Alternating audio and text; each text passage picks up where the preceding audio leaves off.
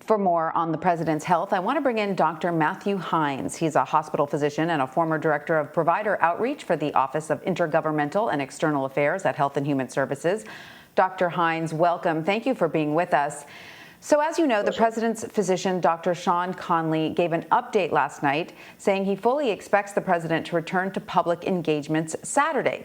The CDC guidance says someone who had the coronavirus can end their isolation 10 days from the appearance of first symptoms.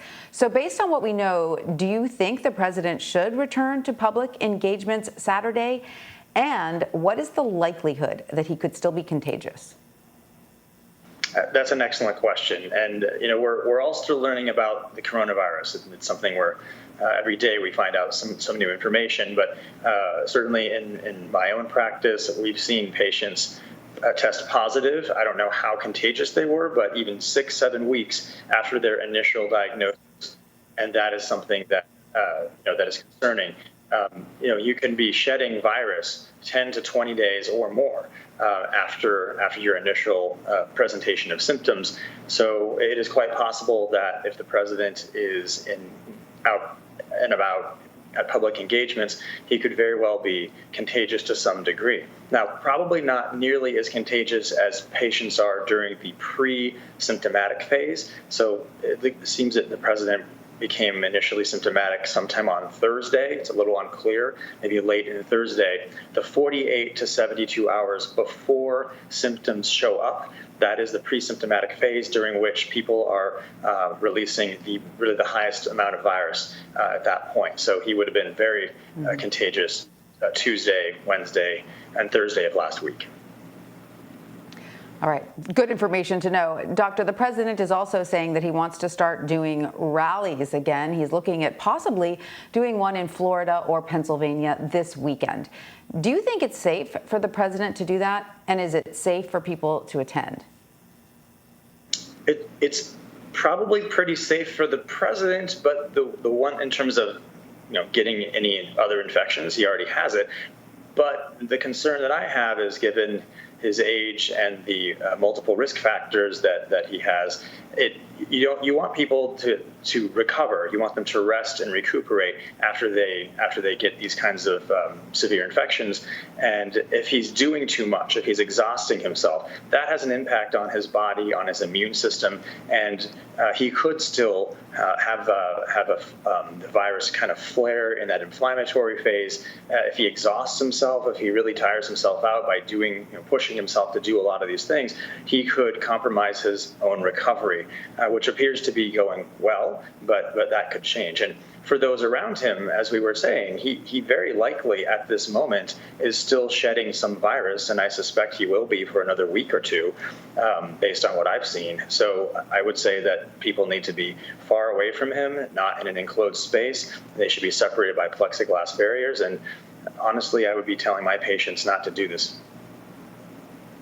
Right. And doctor, another crucial piece of information that we're missing is the White House is refusing to say when the president last tested negative for COVID-19. Remind us why this is such important information. So that time point really tells us sort of where we are in the disease process. It's a very unique disease process. We can see patients very rapidly decline at or about the 7th day of symptoms. We see patients, I've seen my own patients as I'm admitting them to the hospital, talking, laughing, eating breakfast or lunch, and then 15 minutes later, they're unconscious, their lips are blue, the code is called, and we're having to intubate them because their respiratory status rapidly declines. That's that inflammatory phase that can afflict some people, but not others. And we can't predict who's going to suffer from that or not. And that's what dexamethasone is designed to help us prevent. So really, just because we kind of need to know exactly where we are in this to help treat the patients, the president, most appropriately. And so we know what to be watching for, whether to keep a person hospitalized or not. All of those decisions are really based on when someone tests positive initially and when they were known to be negative.